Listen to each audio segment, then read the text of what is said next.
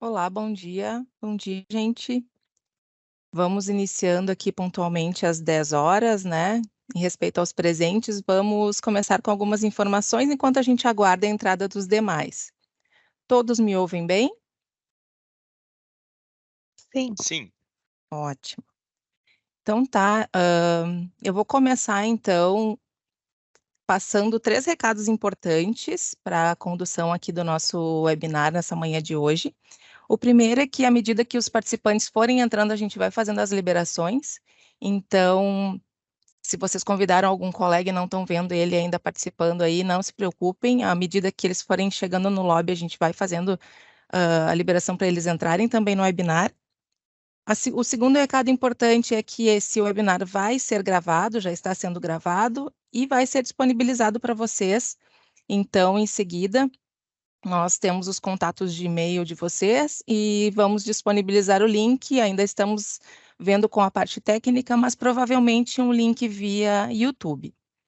E o terceiro recado é que o chat já está aberto, então, se vocês já querem deixar alguma pergunta, algum questionamento, nos dá um oi lá, fiquem à vontade, a gente vai ficar muito feliz com a participação de vocês todos. Dados os recados, então, e esperando aí os convidados entrarem no lobby, entrarem no webinar, eu vou começar me apresentando. Então, eu me chamo Patrícia Rodrigues, hoje atuo como agente de relacionamento com o mercado no Instituto Senai de Tecnologia em Alimentos e Bebidas. Aqui está um pouco da minha formação. Tenho uma experiência aí grande dentro da área de alimentos e bebidas. Ano que vem, 2024, vou estar completando 20 anos de formada, então tenho uma caminhada longa aí dentro dessa área específica, né, de alimentos e bebidas.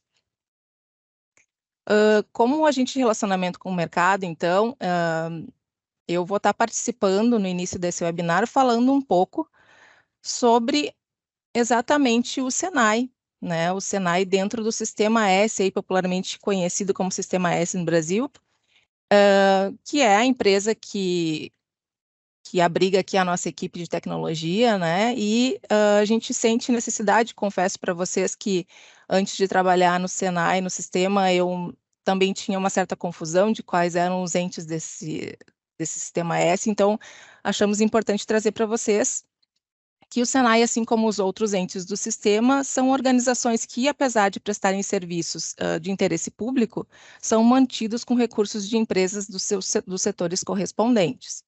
Então, pensando no Senai dentro do Sistema S, né, eu trago aqui uma linha do tempo em que a gente consegue visualizar a criação dos entes do Sistema S e a interligação entre eles, e realmente a história do Sistema S com o Senai iniciou em 1942, o Senai foi o primeiro ente dessa organização, e foi criado para alavancar a industrialização do país num período ali de presidência de Getúlio Vargas, pós-guerra. Então, o objetivo principal era qualificar a mão de obra operária que vinha, então, nessa industrialização crescente do mundo e do Brasil. Em seguida, na linha do tempo, aqui nós temos os outros entes que foram sendo criados, né? Em 46, então, o SENAC, o SES e o SESC, baseados e inspirados nessa Carta da Paz Social, em que as empresas tiveram, então, um compromisso com a melhoria das condições de trabalho dos operários.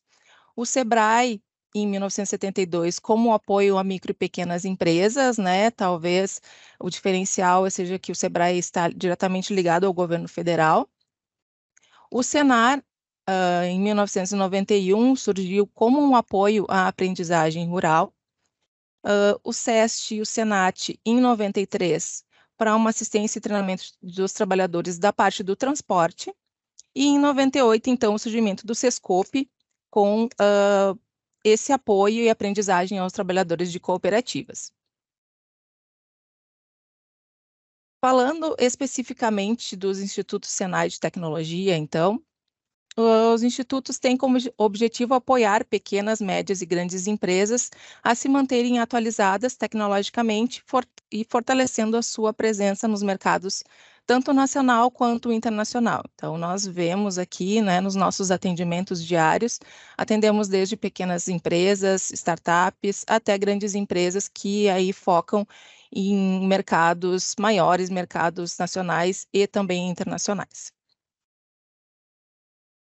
Os Institutos Senai de Tecnologia, então, atuam fortemente na prestação de serviços, então isso é importante salientar, né, da nossa empresa, e na parte de metrologia, consultoria, desenvolvendo soluções de base de tecnologias, para também criar novos processos e produtos em mais de 62 unidades espalhadas por todo o país. Então, aqui o slide seguinte, a gente mostra uma atuação em termos de Brasil, acho que todos concordam, né, todos concordamos que a atuação, né, dessa forma, estando presente em diversos estados do país, nos torna uma empresa com uma forte característica de trabalho em rede. Então, a gente consegue apoio em vários segmentos. Podemos ver até que alimentos e bebidas, por exemplo, é um instituto que existe no Rio Grande do Sul e existe em outros estados do Brasil, então o nosso trabalho tem uma característica muito forte de cooperação e trabalho em rede. Falando especificamente do nosso ambiente, né, de trabalho, Senai Alimentos e Bebidas, a gente fica localizado no Senai Visconde de Mauá, então um prédio histórico na entrada de Porto Alegre, e esse prédio abriga já há muitos anos a Escola Visconde de Mauá, com a parte educacional, e também o Instituto Senai de Alimentos e Bebidas. O Instituto Alimentos e Bebidas, então, oferece os serviços tecnológicos desde 2017 e atua em soluções para a indústria de alimentos e bebidas e também áreas transversais, com 3 frentes de trabalho que caminham juntas, que são a consultoria em tecnologia, o PDI, Pesquisa, Desenvolvimento e Inovação, e os serviços metrológicos. Dando essa visão geral aqui da empresa e falando um pouco sobre as nossas áreas de atuação, eu quero convidar, então, para participar aqui da nossa conversa, a minha colega Júlia Rocha. A Júlia é das mais novas, tanto em idade quanto chegada aqui no Instituto. Ela é analista de serviços técnicos e tecnológicos, uma menina muito competente, com uma formação muito boa e uma grande experiência na indústria de alimentos, e ela vai trazer para nós agora um panorama, especialmente falando do Dia Mundial de Segurança de Alimentos, que está sendo comemorado hoje. Então, Júlia, fica à vontade. Deixa eu passar o slide. Então, bom dia a todos. É uma alegria, né, estar celebrando com vocês o Dia Mundial da Segurança de Alimentos, tá? E obrigado, Patrícia, pela apresentação. Para a gente contextualizar, né, esse dia, o Dia Mundial da Segurança de Alimentos, ele foi criado, então, em dezembro de 2018, pela Assembleia Geral das Nações Unidas, né, que é uma assembleia da ONU, e o objetivo da criação desse dia foi, então, ter um dia específico para se lembrar, né, desse tema tão importante que é a segurança de alimentos, né? E eles elencaram alguns principais objetivos, que era sensibilizar a população sobre os problemas associados à segurança de alimentos, então trazer, né, coisas práticas, assuntos práticos para que a população, que também tem um papel extremamente importante para garantir a segurança dos alimentos, saiba, né, os cuidados que ela tem que ter para garantir um alimento seguro dentro da sua própria casa, mostrar também como prevenir as doenças, né, que são transmitidas também por alimentos. Vou explanar um pouquinho esse tema mais para frente.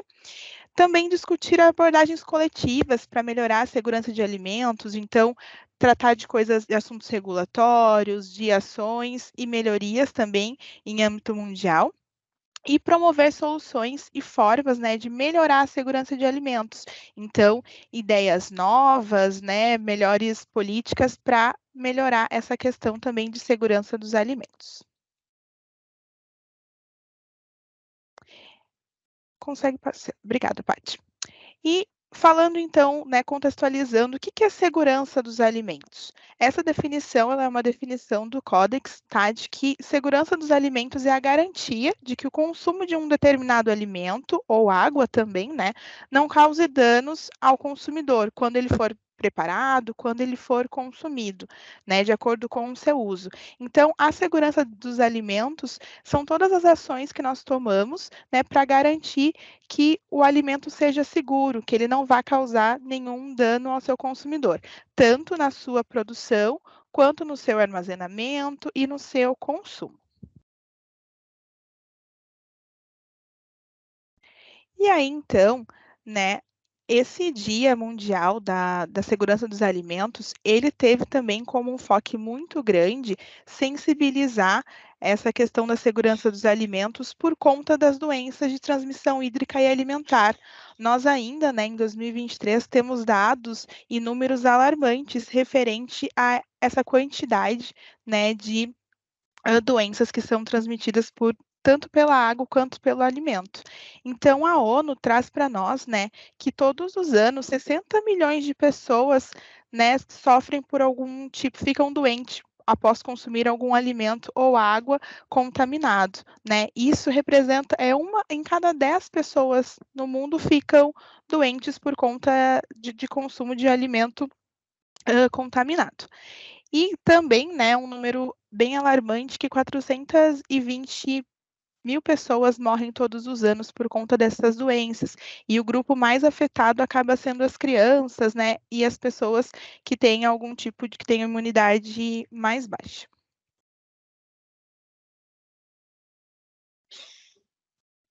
E aí, né, então desde 2019, então, se trouxeram cada ano um tema diferente para trabalhar o Dia da Segurança de Alimentos. E aí nos 4 primeiros anos, né, o objetivo então foi mais voltado pra saúde, então vincular muito a produção de alimentos seguros com a saudabilidade e a saúde. E esse ano então o tema é que os padrões alimentares salvam vidas, né, então voltado um pouquinho mais para a parte de normas e regulatórios, o quanto essa parte também é importante para garantir a produção de alimentos seguros. E esse ano, né, nos 2 últimos anos, o GFSI, que ele é uma iniciativa global de segurança de alimentos, que abrange várias normas importantes, ele trouxe, né, a sustentabilidade como tema das suas conferências, né. Então, o tema do nosso webinar de hoje, ele vem muito junto, né, com o que o GFSI vem falando, que é sobre a sustentabilidade. E aí, no webinar na conferência desse ano, teve a fala, né, do José e do Steve. O José, ele é o secretário da Agricultura dos Estados Unidos e o Steve, ele é o presidente do Codex, e eles trouxeram na sua fala, né, que a inovação e a sustentabilidade vão desempenhar um papel super importante no futuro da segurança de alimentos, né? Então, vem mostrar que a sustentabilidade precisa andar junto com a segurança de alimentos.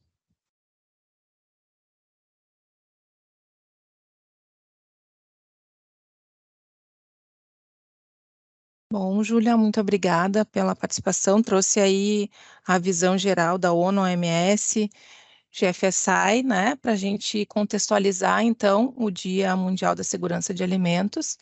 E agora, na sequência, para falar um pouco mais sobre o tema do nosso webinar, nós vamos convidar, então, a Gabriela Mendes. A Gabriela é especialista de serviços técnicos e tecnológicos aqui no Instituto, também com uma ótima formação e muita experiência aí nas áreas relacionadas.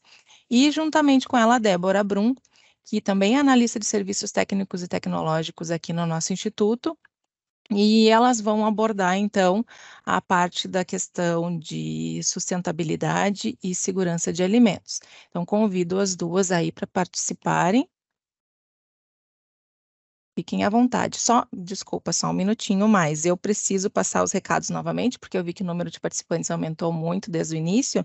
Então, os recados são os seguintes: à medida que vocês forem entrando, a gente vai fazendo as liberações. Então, se tem alguém aí no lobby que vocês conhecem que ainda não conseguiu entrar, ele vai ser liberado em seguida.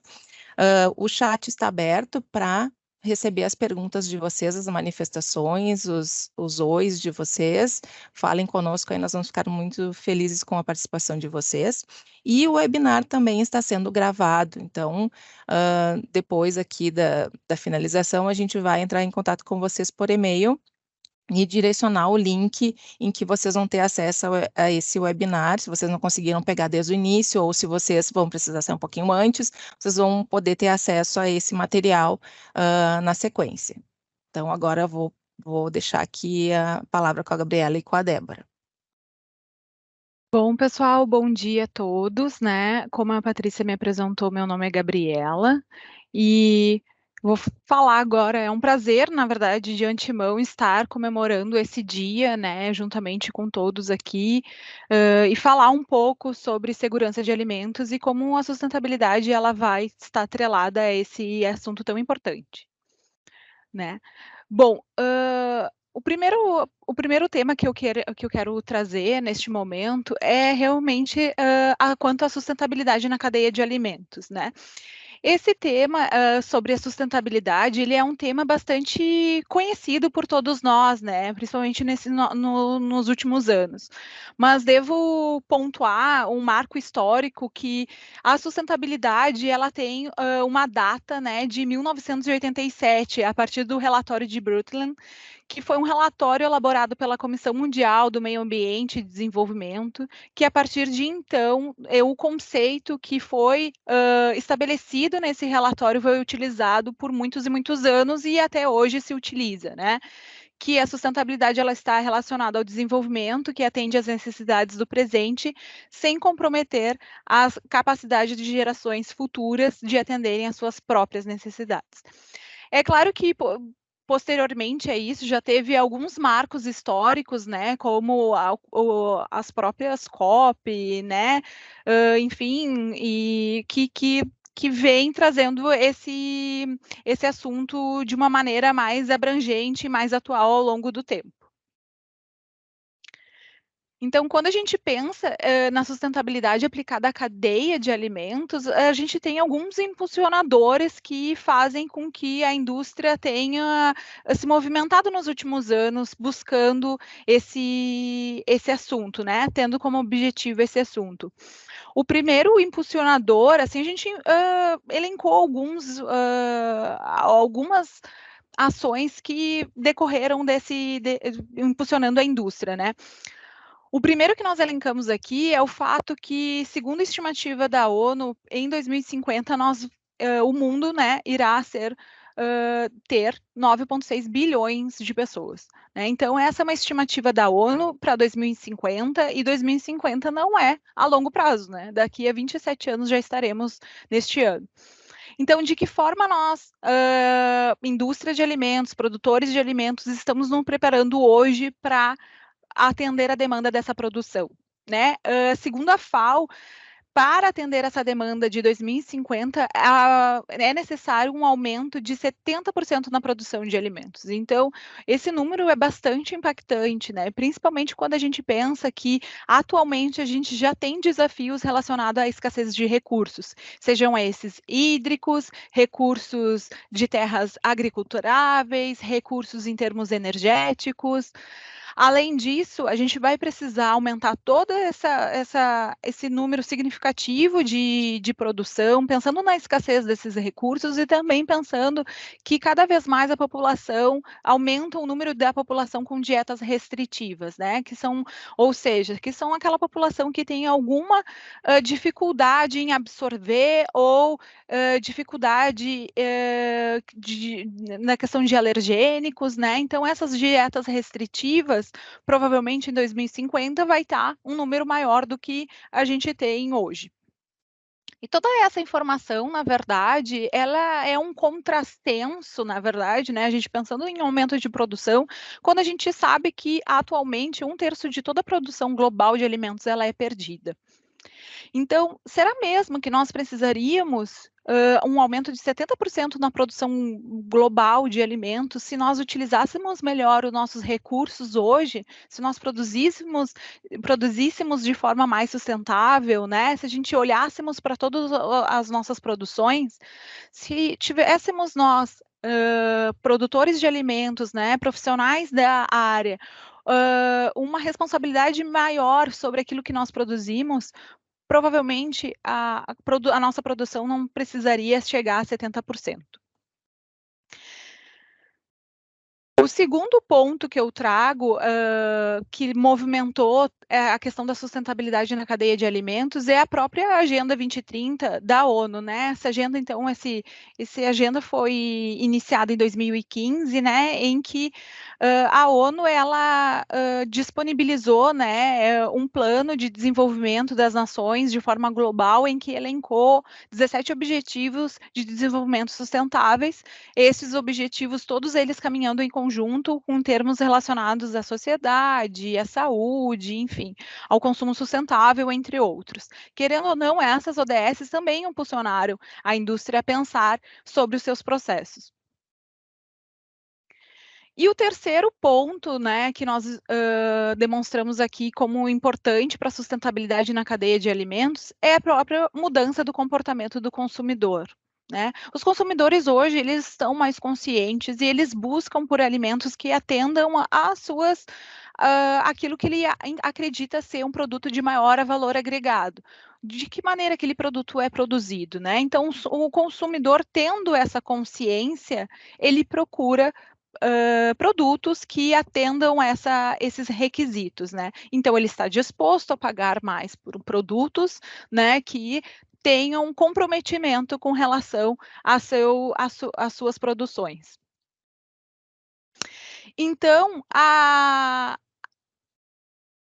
segurança de alimentos, né, ela está relacionada à sustentabilidade, ainda que não de forma direta, mas muito intrínseca, né, relacionada intrinsecamente, principalmente quando a gente pensa ao longo da cadeia de alimentos, porque eu tenho que ter ações de sustentabilidade pensando na produção primária, ou seja, no campo, né, e que essas ações elas sejam continuadas até o processamento, pensando na cadeia de suprimentos e até mesmo na casa do consumidor, que este deverá ter um consumo responsável.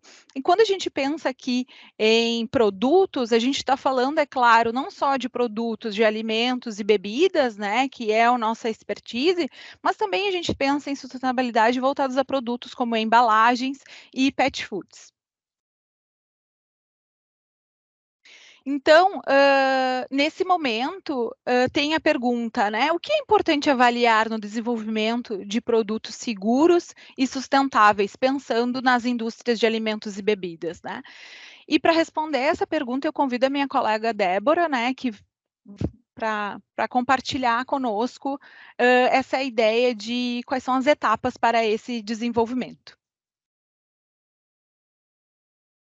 Olá, pessoal, muito bom dia. Muito bom, muito feliz estar aqui hoje conversando com vocês nesse dia tão importante, que é o Dia Mundial da Segurança de Alimentos, e falando de fatores tão especiais, né, que compõem aí que são a sustentabilidade e a segurança de alimentos, né. Então, respondendo à pergunta da Gabriela e dando continuidade, deixa eu passar o slide aqui. Eu trago esses 4 fatores para avaliação, né. Então, a gente sabe que no momento de desenvolvimento de um produto, pensando num produto sustentável, né, mas sem esquecer da questão de segurança de alimentos, nós elencamos pelo menos 4 fatores, né, que são essenciais na avaliação, para avaliação durante o plano, né, de desenvolvimento de produtos. Então, o primeiro deles, fundamental, que é uma análise de risco, né. Então, essa análise de risco deve abordar questões de impactos, né, então novos perigos e os impactos, seja para a sustentabilidade, seja para a segurança de alimentos, impactos para o consumidor final, mas também impactos no ambiente de produção e ao meio ambiente, né. O segundo fator, que é o uso eficiente de recursos. Então, quais são os recursos que eu tenho disponível, que eu vou utilizar, pensando em recursos hídricos, recursos energéticos e a própria matéria-prima. E como eu consigo, né, tornar esse uso mais eficiente. Também da redução de desperdício. Então, pensando em toda a cadeia produtiva de alimentos, né, desse meu novo produto ou desse produto que eu estou melhorando, né, no desenvolvimento, quais são as oportunidades que eu tenho de redução do desperdício, redução do uso dos meus recursos. E o quarto fator é inovação em ingredientes e processo. Então, quais são as tecnologias de processamento novas, né, que eu posso estar utilizando que são mais sustentáveis e que podem substituir as tradicionais? Ou quais são as tecnologias que já existem, mas que eu posso utilizar elas de novas formas e com isso, né, ter uma produção mais sustentável? Da mesma forma, os ingredientes, né? Quais são os ingredientes que a gente pode substituir pelos tradicionais, que eles também vêm aí numa pegada mais sustentável? Né? O que a gente tem de disponível no mercado? Quais são as novas formas de uso que a gente consegue explorar?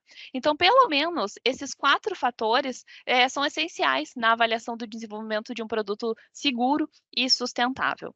Bom, agora, primeiro eu fiz essa abrangência geral e agora eu vou direcionar minha fala pensando um pouquinho mais na ótica de segurança de alimentos nessa etapa de desenvolvimento de um produto sustentável.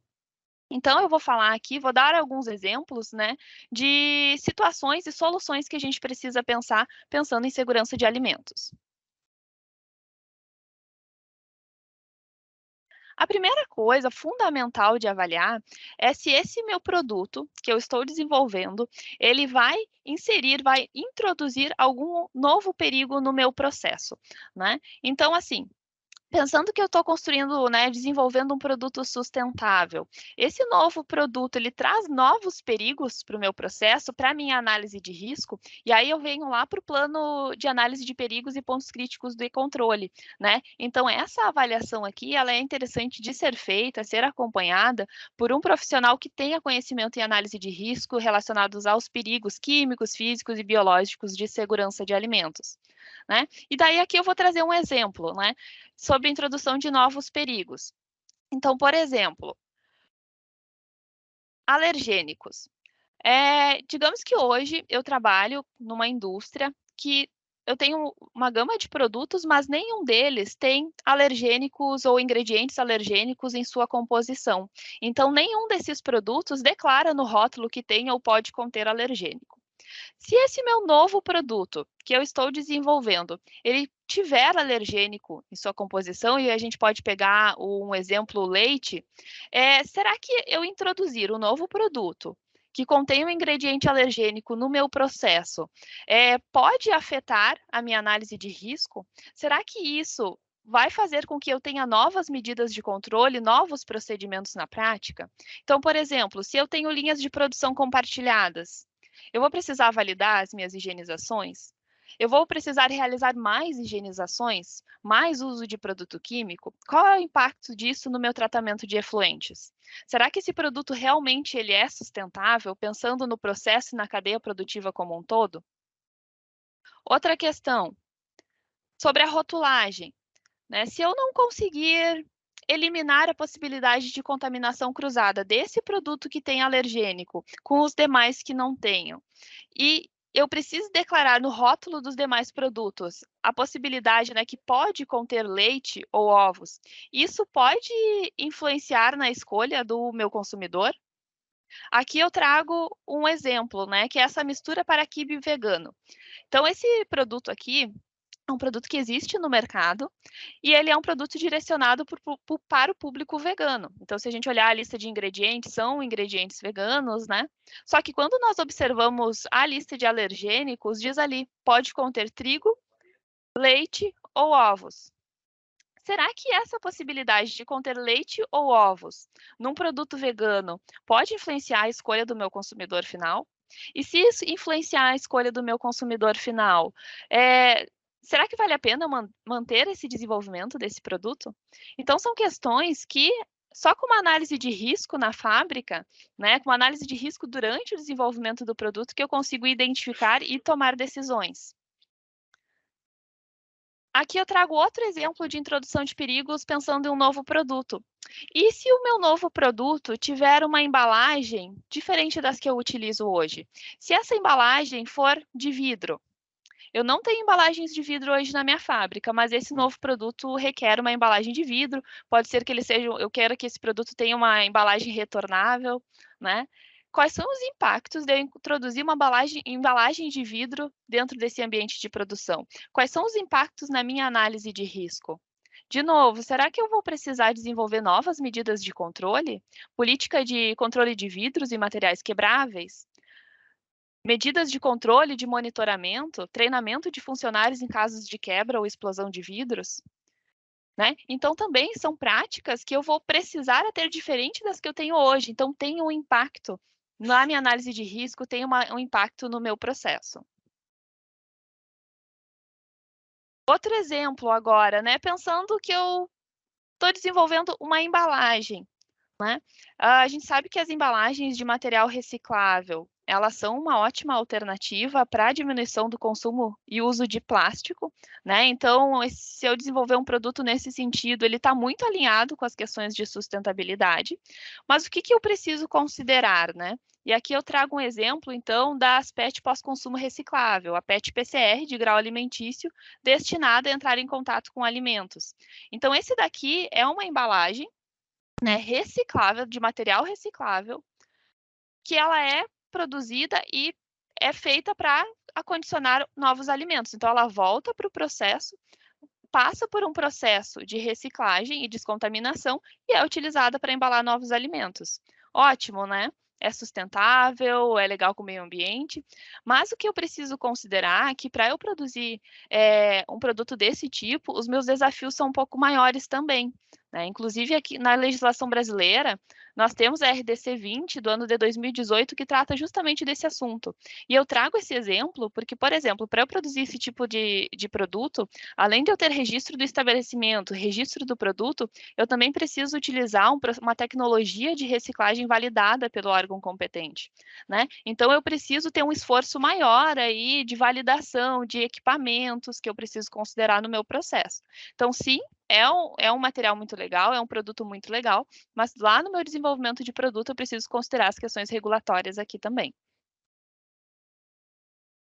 E já que a gente falou aí, né, falei de conformidade regulatória, é fundamental, né? A avaliação de conformidade regulatória e necessidade de registro. Então, se eu estou desenvolvendo um novo produto, ou se eu estou melhorando o meu produto, ou se eu estou incluindo no meu produto um ingrediente, um aditivo, um conservante, a primeira coisa que eu preciso fazer e analisar é se já existe regulamentação para esse aditivo ou para esse novo produto. Se já existir, beleza, aí eu tenho que saber quais são os critérios, né? Quais são os requisitos que eu tenho que atender. Agora, o desafio maior está quando não existe, né, uma regulamentação ainda, que é um produto inovador, ou que é realmente uma nova forma de uso, e isso é um desafio muito grande, né? Então, lá no meu desenvolvimento de produto, eu já preciso considerar esse fator, né? Porque se eu precisar registrar esse produto, o que eu preciso ter em mente aqui? Que o tempo entre o desenvolvimento desse produto e a comercialização talvez não seja o meu esperado inicialmente, porque quando eu falo em registro de produto, em registro de pigmento, em registro de aditivos, esse tempo de registro não depende só da parte interessada, não depende só de mim, depende também do tempo de avaliação do órgão regulamentador e aprovação, né? Então, eu preciso considerar isso lá no meu plano de projeto de produto. E aqui eu trago, né, então, os dois principais órgãos, né, de regulamentação de alimentos do Brasil, a Anvisa e o Ministério da Agricultura, mas também preciso considerar que se eu tenho a intenção de exportar esse meu produto, eu devo considerar a legislação do local onde ele vai ser comercializado. E essa legislação de lá pode ser diferente da legislação brasileira, né? E eu preciso considerar, então, atender a legislação do país para qual eu vou exportar. Então, pessoal, eu trouxe aqui de forma bem breve alguns desafios, né? Mas também um olhar de segurança de alimentos, pensando no desenvolvimento de produtos sustentáveis, né? A gente poderia abordar vários outros fatores que acontecem, mas eu acho que esses são um dos mais presentes, assim, durante o desenvolvimento de produtos. E agora eu passo a bola para a Gabriela de novo, que vai falar um pouquinho então sobre os nossos cases de desenvolvimento de produtos, né, que abordaram também essas questões de segurança de alimentos, sustentabilidade e inovação aqui no Senai. Muito obrigada pela atenção de todos. Que bom. Bom, agora com câmera funcionando, né, que tivemos sempre, né, probleminhas técnicos, espero que todos estejam me vendo, não só me escutando. Falando agora um pouco sobre os nossos cases, né, aqui no Senai Alimentos e Bebidas, nós atuamos sempre com a segurança de alimentos, juntamente com, cada vez mais, né, com questões de sustentabilidade, sempre pensando na inovação. Todos esses temas, eles estão relacionados nos nossos projetos e muitos deles a gente acaba também atuando na redução de desperdícios, otimização das operações e no próprio upcycling de produtos, né? Então, para falar um pouco, assim, exemplificar realmente o que a gente tem feito nos últimos anos, eu trouxe 3 exemplos, né? De cases que estão relacionados com a segurança de alimentos e também com a sustentabilidade. O primeiro é um projeto que nós desenvolvemos que visa identificar compostos de interesse, né, em resíduos de processamento de frutas cítricas. Não só resíduos de processamento como o bagaço, mas também em mapear o que tem no efluente desse nosso parceiro. O segundo projeto foi o desenvolvimento de uma bebida energética a partir do caldo de cana desidratado. Então, a gente sabe que a desidratação desse produto, ela faz com que a gente tenha uma diminuição na probabilidade de contaminações microbianas e também facilita a logística e todo esse transporte, né? E o terceiro case é o desenvolvimento de uma bebida, né, com potencial antioxidante, obtida a partir dos subprodutos da nossa pecan. Então, todos esses produtos levaram ao nosso parceiro, né, a ganhos econômicos, uma vez que a gente reduz resíduos e gera valor agregado para os resíduos, gera valor agregado para os novos produtos, e também trouxe novas oportunidades de negócio, uma vez que a gente conseguiu mapear perdas que então eram significativas e estavam levando a perdas de produtos com alto potencial de exploração. Mas, assim, para aqueles que estão aqui hoje conosco, né, a gente sabe, muitos aqui são os nossos parceiros, são os nossos clientes, e a gente já vem discutindo isso há bastante tempo, mas para aqueles que não são, né, ou para aqueles que continuam com a dúvida, na prática, como efetivamente a indústria de alimentos e bebidas insere a sustentabilidade nos seus processos? Então, para isso, nós estamos dando, assim, 3 dicas, né. A primeiro é que tu não consegue desenvolver um produto seguro e sustentável somente para um produto. Tu não tem um produto da tua linha de produção que atenda os requisitos de segurança de alimentos e sustentabilidade. E não também uma linha de produção que atenda a sustentabilidade e também a produção de alimentos seguros. Esses 2 temas tão importantes que a gente tem discutido agora pela manhã, eles têm sido pensados, planejados e desenvolvidos ao longo da cadeia produtiva, né. Então isso a gente tem que pensar, a empresa tem que pensar numa visão global, né, a sustentabilidade ela tem que ser aplicada ao longo do processamento de alimentos. A segunda dica que nós damos é que a revisão, né, a revisão de documentos importantes, ela pode contribuir para o desenvolvimento de produtos sustentáveis. De que forma? Que documentos importantes seriam esses? Por exemplo, ficha técnica, né? Então a gente sabe que ficha técnica traz informações muito importantes e que muitas vezes ela é subutilizada. Então nós colocamos a revisão de documentos importantes como uma forma de propor mesmo pensar, revisitar esses documentos, né? Será que a quantidade de saneante que eu coloco ela é adequada? Ela é conforme o que o fabricante propõe, será que a quantidade de enxágue que eu estou fazendo, ela não pode ser otimizada, ela juntamente com a redução e otimização de desinfetantes? Esse é só um exemplo de todas as operações que a indústria pode estar fazendo, que todas essas operações levam um olhar crítico pensando em otimização de processos e redução de desperdícios. E a segunda dica bem importante é quanto à revisão de formulações. A nova, que não é tão nova assim, legislação quanto à rotulagem, está promovendo, está fomentando toda essa revisitação de formulações, porque os clientes não querem, né, ou querem não ter, na verdade, não querem ter aquelas lupas frontais, né, nos seus produtos. E além disso, a própria resolução, né, a própria atualização quanto ao uso de gorduras também tem impulsionado a isso. Mas, e aí a gente coloca isso, a revisão de formulações, não somente para questões de rotulagem ou o uso de gorduras, mas também a gente pensar, né, ter esse momento para pensar sobre as nossas formulações. Todos os ingredientes que eu estou utilizando, né, aditivos, insumos, enfim, que estão nas minhas formulações, realmente estão impactando no meu produto da maneira que eu estava esperando? Existe alguma redução que eu posso fazer desses ingredientes? É necessário utilizar todos esses ingredientes? Porque tudo que a gente está discutindo, né, que a Débora trouxe até então, sobre a produção, desenvolvimento de produtos seguros e sustentáveis, ela deve ser aplicada para novos produtos, mas ela também deve ser aplicada para os produtos que eu já tenho no meu portfólio, né? Então, essas 3 dicas nós colocamos aqui como pontos-chave para pensar no desenvolvimento de produtos, de novos produtos e também manter essas características nos produtos que eu já estou no meu portfólio.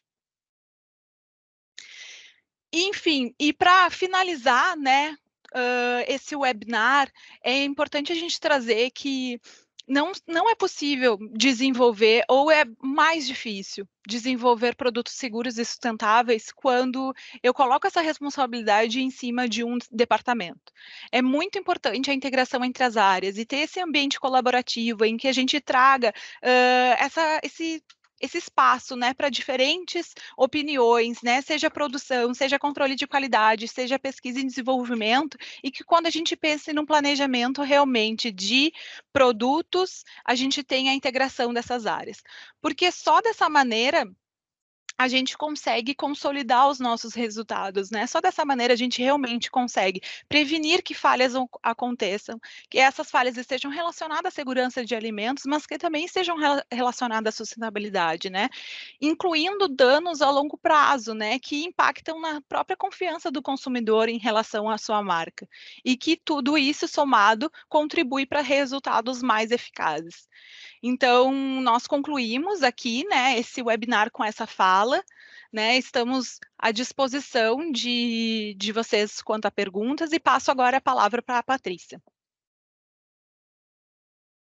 Então, gente, que legal, né? Uma manhã bem produtiva aí, em que a gente trouxe a fala das nossas colegas. Lembrando que eu, a Débora, a Júlia e a Gabriela fazemos parte de uma equipe maior, multidisciplinar, que trabalha no Senai Alimentos e Bebidas do Rio Grande do Sul.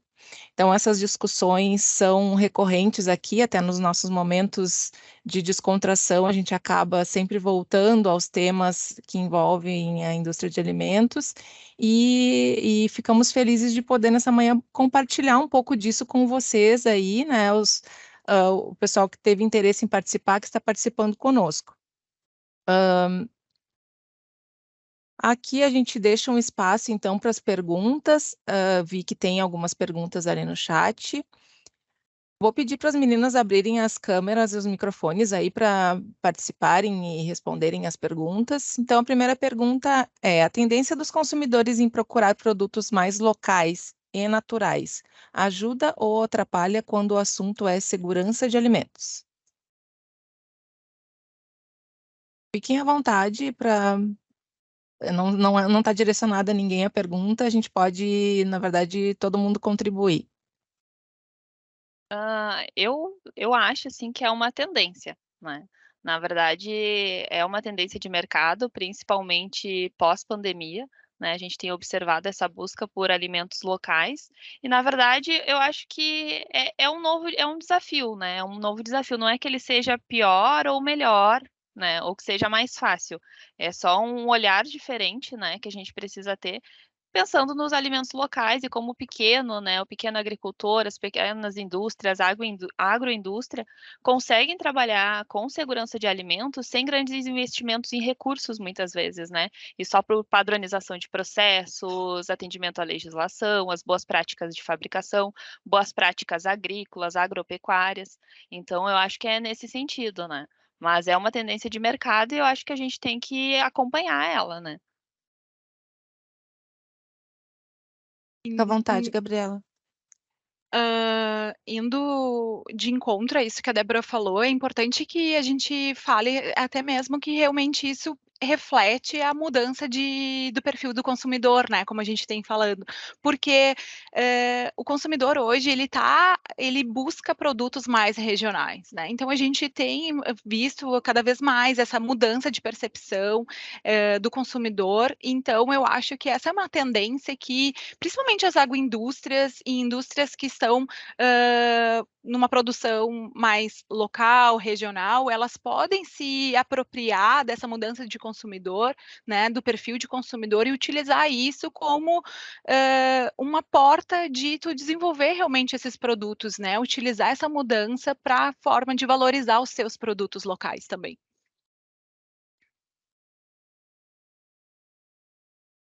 Certo, acho que é importante, foi uma tendência que a gente viu, né, no pandemia e pós-pandemia, e é um novo jeito de produzir alimentos e consumir alimentos que a gente tem que ficar realmente atento, e não existem, pode até existirem pequenas mudanças no futuro, mas eu acho que essa é uma tendência que veio para ficar.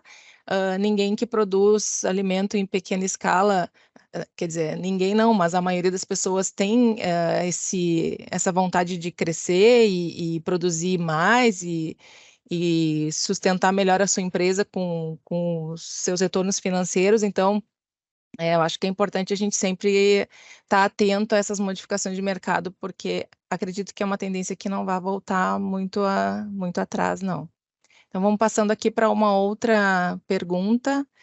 A escolha de fornecedores pode auxiliar na produção de alimentos seguros e sustentáveis?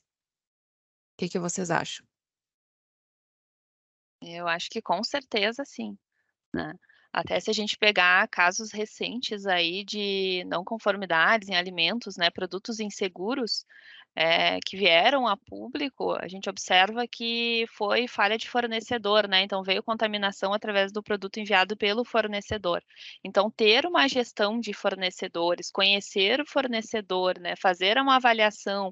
E quando eu falo em avaliação, né, muitas vezes é uma auditoria mesmo no estabelecimento do fornecedor, conhecer a reputação, né, desse fornecedor no mercado, não só quanto à segurança de alimentos, mas a relação a questões sustentáveis também é fundamental. As normas do sistema de gestão, elas trazem isso muito forte, né, sobre gestão de fornecedores, mas não necessariamente somente empresas que são certificadas têm essa necessidade, né, ou a empresa mesmo não sendo certificada, ela pode muito bem conhecer o seu fornecedor, ter uma proximidade, fazer auditorias, enviar checklists para ele responder. Então, assim, esse acompanhamento eu entendo assim como fundamental, né? Conhecer o meu fornecedor porque ele tem sim influência sobre a segurança, a qualidade do meu produto. A gente está tendo várias perguntas aqui, eu vou passando então para a próxima já. Qual a importância das certificações para desenvolver um produto sustentável? Pensando em vegano, orgânico, livre de crueldade, né? Galinha feliz, todas aquelas questões que a gente vê aí pipocando no mercado. O que vocês acham em relação à importância dessas certificações? Bom, vou começar. Eu acho que assim, que as certificações, elas comprovam, né, que o produtor, que a indústria, enfim, ela é um comprometimento, né, da empresa com a questão, né, de sustentabilidade, de bem-estar animal, enfim. Mas não somente empresas certificadas, né, Não necessariamente a empresa precisa ser certificada para demonstrar isso. A certificação é algo a mais, né? É algo que demonstra para o mercado, demonstra para a sociedade, né? Então, sim, ela é muito importante. Mas o que eu quero deixar claro é que não necessariamente eu preciso de uma certificação para atuar na prática dessa forma, né? Mas a certificação, é claro, ela me dá uma visibilidade maior sobre essa minha intenção de demonstrar que eu trabalho dessa forma. E eu vejo também que esses selos, né, eles são uma maneira de expressar para o consumidor que aquele produto, né, de alguma forma é sustentável ou é vegano. Então, o consumidor ele não consegue, né, ir até a empresa, não tem, né, muitas vezes acesso, não conhece. Então, essas certificações elas vêm então para auxiliar e dar visibilidade para esses selos para as indústrias, né? Certo, a gente vê bastante coisa, né, acontecendo e a gente vê que existem empresas sérias por trás dessas certificações e que isso garante realmente que, por mais que seja uma questão que envolve um pouco da parte comercial, né, a gente entende que esses selos eles trazem uma diferenciação ou um nicho de mercado, então a gente entende que precisam ser empresas que realmente conduzam essa certificação de forma muito séria e que deixem o mercado tranquilo em relação ao que está sendo usado como, digamos, uma venda ou uma propaganda de produto, né? Então, nós temos aqui uma outra pergunta: como as normas de gestão de segurança de alimentos estão abordando o tema sustentabilidade? Então, essa eu posso responder e já vou de encontro, né, essa com a pergunta da Adriana, né, que o que a FSC também trouxe, tá? As normas de certificação de segurança de alimentos, elas estão sobre o guarda-chuva do GFSI, né? E o GFSI ele está trazendo esse tema de sustentabilidade. Esse ano a gente teve duas normas que lançaram então suas atualizações, suas versões, a IFS e a FSC. A IFS ela já trouxe então a sustentabilidade, né, como parte da sua política de qualidade. Então, dentro da política de qualidade, você tem que abordar o tema de sustentabilidade. Tá? E a FSC, ela não traz propriamente a palavra sustentabilidade, mas ela vai começar a trazer uma parte agora de controle de perdas, né, de produtos, enfim, e gestão de desperdícios. Então, a FSC, ela trouxe a sustentabilidade nessa forma, tá? Não sei se alguém quer complementar alguma coisa. Não, eu acho que é bem isso, Joê. Realmente, a pergunta da Adriana trazia realmente essa questão, né, dessas necessidades aí.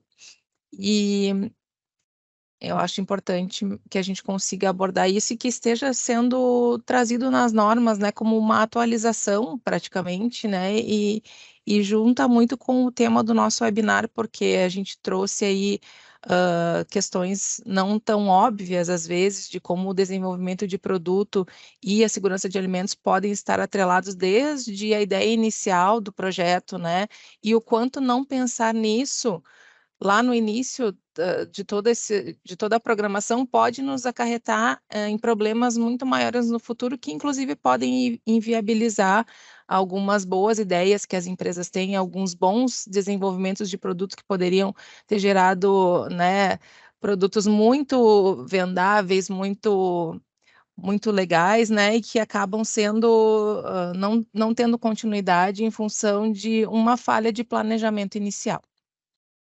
A gente tem mais uma pergunta.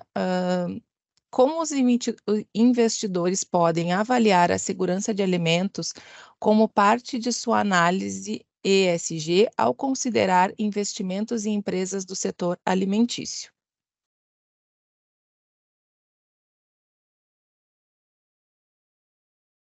Bom, então, a questão do ESG, na verdade, é uma questão que vem bem latente, né?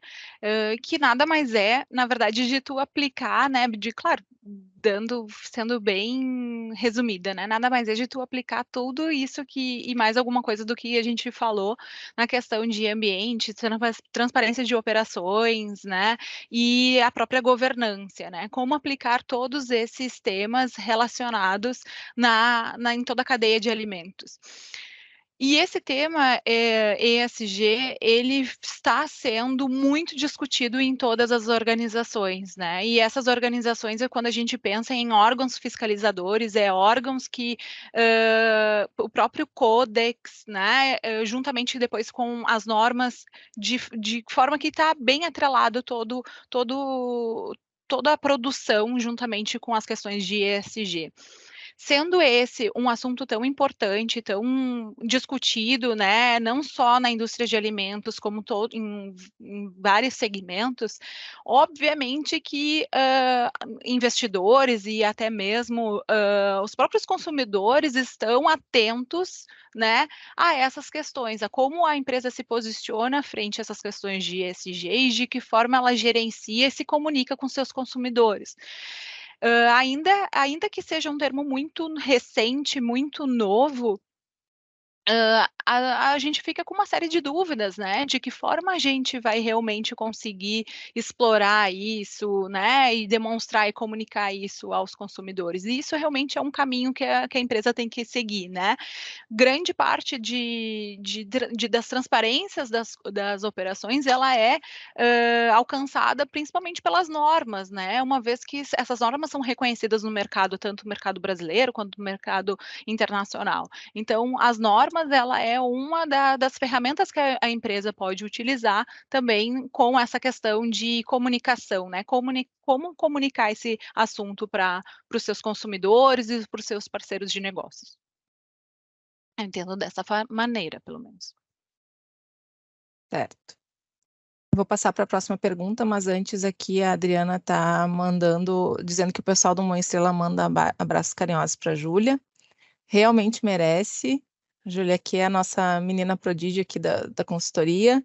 Muito novinha, muito competente, minha consultora para assuntos de tecnologia e assuntos jovens, né? Coisas que eu não entendo no WhatsApp, ela me ajuda bastante. Enfim, vamos para a próxima pergunta, então. Como vocês veem que as novas classificações de produtos ultraprocessados, que estimulam o uso de menos ingredientes para produzir alimentos, podem influenciar a segurança de alimentos?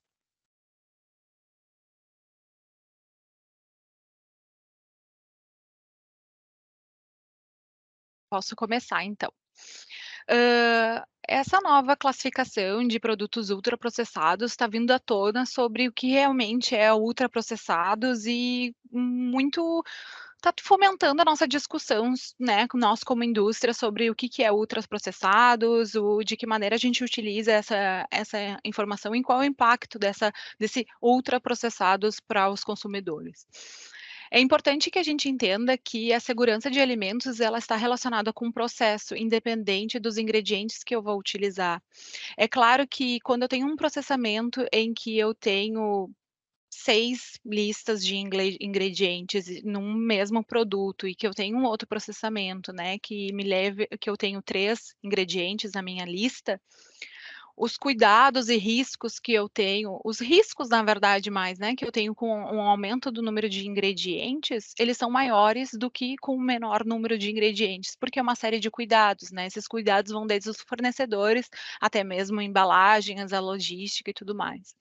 Mas que isso está muito atrelado com o quão aquela empresa ela entende o impacto, ela entende não só o conceito de segurança de alimentos, mas como ela coloca esse conceito em prática e como ela entende o impacto desse gerenciamento de riscos, né? Dessa identificação dos riscos e como atuar de forma preventiva.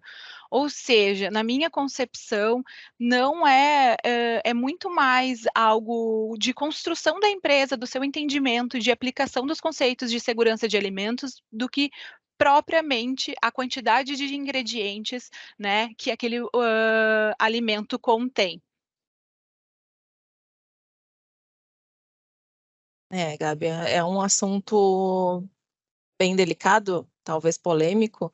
A gente entende até que processo né, uma lista grande de ingredientes talvez nem seja tão vinculada ao termo processo, porque processo envolve outras questões, mas nós talvez temos um viés diferente, porque somos todas oriundas da indústria e temos o nosso dia a dia voltado a isso, né? E entender o quanto os ingredientes, os aditivos e os performadores, né, dentro do alimento trazem vantagens, nos trazem uma dimensão aí de cadeia logística muito maior, de shelf life muito maior, de palatabilidade, aceitabilidade, né, textura, tudo isso, e realmente existem várias tendências, e a tendência da lista mais curta de ingredientes é uma tendência que está vindo com tudo aí, e as empresas estão guiadas pelo consumidor, o consumidor pede isso, então as empresas seguem o que o consumidor está pedindo. Nesse momento, a gente consegue ver aí essa tendência mesmo de diminuição de lista de ingredientes, e vamos ver, estamos aí para aprender também, né, entender como isso vai funcionar na prática, como isso vai funcionar como mercado, como logística, como todos os aspectos. Para nós também é importante estar participando de todo esse processo aí. Mais uma pergunta, então, quais os principais desafios que vocês têm encontrado com o desenvolvimento de produto, pensando em segurança de alimento? Bom, eu acho que essa pergunta ela está bem relacionada com essa sua última fala, né, Patrícia? Assim, de maneira geral, quando a gente pensa em desenvolvimento de produto, a gente pensa, algumas pessoas têm a tendência a pensar num desenvolvimento completo de um produto novo, né? Então, não tem a ideia, às vezes, de um pequeno ajuste na formulação, também é um desenvolvimento de um produto, né? Seja esse ajuste que eu quero fazer de forma reativa ou seja de forma ativa, né? Ou reativa, ou seja, eu não quero ter a lupa, né, de alto conteúdo de sódio, por exemplo. É uma maneira reativa que eu entendo que o meu consumidor não quer consumir sódio. Ou de forma ativa eu entendo que o meu produto ele pode ser desenvolvido numa pegada de clean label, que é uma das grandes macro tendências, né? Ou seja, diminuir a lista de ingredientes. Então, a empresa identifica essa oportunidade de negócio e atua de forma ativa. Mas respondendo a pergunta, né, quais são os principais desafios para o desenvolvimento de produto, principalmente relacionado com o tema de sustentabilidade, em que a gente tem desenvolvido aqui no Instituto Alimentos e Bebidas muitos produtos dentro do segmento de upcycling. Talvez um dos grandes desafios que a gente tem são dois, na verdade, eu colocaria dois. O primeiro é a questão regulatória. Aquele ingrediente que nós entendemos, né, que é um ingrediente que traz todos os benefícios tecnológicos, enfim, do produto, ele já tem todo o aspecto regulatório bem definido para a sua utilização. Muitas vezes, quando a gente faz desenvolvimento de produtos, a gente tem entraves que a gente tem que driblar em termos de regulatórios, né, assuntos regulatórios. Então, esse seria um dos grandes desafios. E o segundo desafio, quando a gente pensa em upcycling, né, ou seja, o que era resíduo, ele vira ingrediente para o desenvolvimento de novo produto, e talvez o upcycling seja uma das agendas, né, um dos assuntos mais importantes que eu, como uma pessoa formada na área de alimentos, trabalhando na área de alimentos e consumidora também, enxergo que seja um dos grandes vieses que nós vamos, né, nos próximos anos, realmente. Pensando em toda aquela questão de aumento de produção e melhoria em redução nos nossos desperdícios.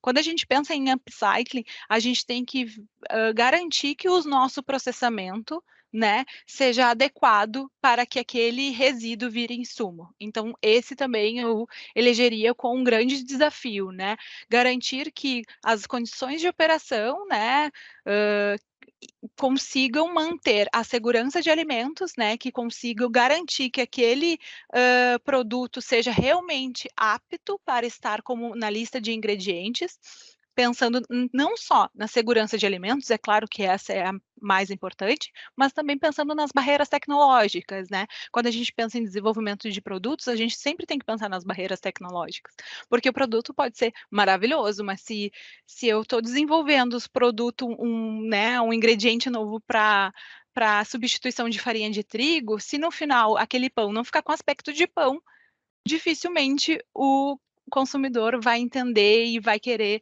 aceitar, vai aceitar aquele produto. Então, seriam esses os desafios, né, que a gente enfrenta diariamente aqui, junto com os nossos clientes, né? Mas a gente é um processo de construção, né? Então, todos esses pensares a gente acaba aplicando eles em práticas, né? Porque realmente é uma construção, é uma vivência, traz muita vivência da indústria que quem está na indústria, né? Os nossos clientes acabam trazendo todas essas questões e nós fazendo esse meio de campo para que no final a gente tenha bons resultados.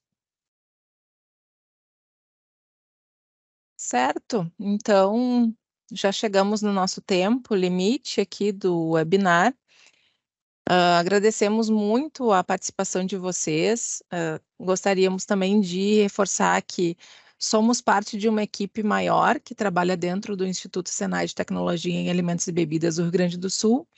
E o Senai é, então, uma empresa, uma instituição que serve como apoio, né, às indústrias. Nós somos o braço da indústria e as demandas que vocês acharem pertinentes de compartilhar conosco, nós vamos ter muito prazer em conversar sobre elas e apoiar vocês em qualquer demanda e qualquer dor que vocês tenham.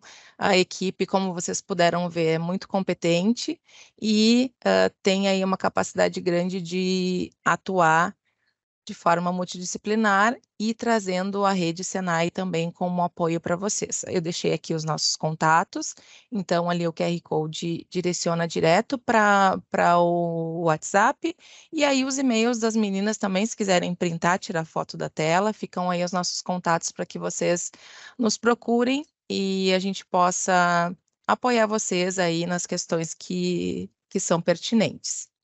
Certo, gente? Querem se despedir? Sim, gostaríamos.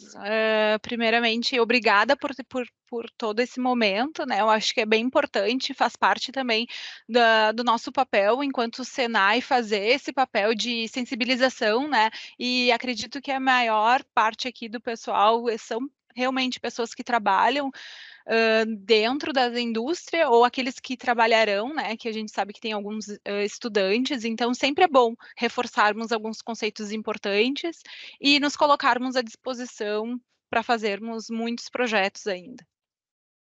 Obrigada. Então, também gostaria de agradecer, né, o tempo aqui com vocês, agradecer então o pessoal do Mãe Estrela, mandar um abraço e um beijo para todo mundo aí, agradecer os elogios da Patrícia, quase me deixou vermelha aqui, e obrigado por a gente compartilhar então esse dia, né, e celebrar esse dia todos juntos. Pessoal, muito obrigada, foi um prazer. Eu vi aqui que o Eric colocou, né, que espera que tenha mais pela frente, e nós também, né? Essa é uma coisa que a gente tem aí como objetivo, né, essa comunicação, esses momentos, assim, para a gente discutir esses assuntos que são pertinentes, que são relevantes, que estão em pauta. Então, foi um prazer e muito obrigada, então, pela atenção de vocês. Tchau, tchau, Até a gente. próxima, gente. Tchau, tchau. Até breve. Até mais. Tchau, tchau. É.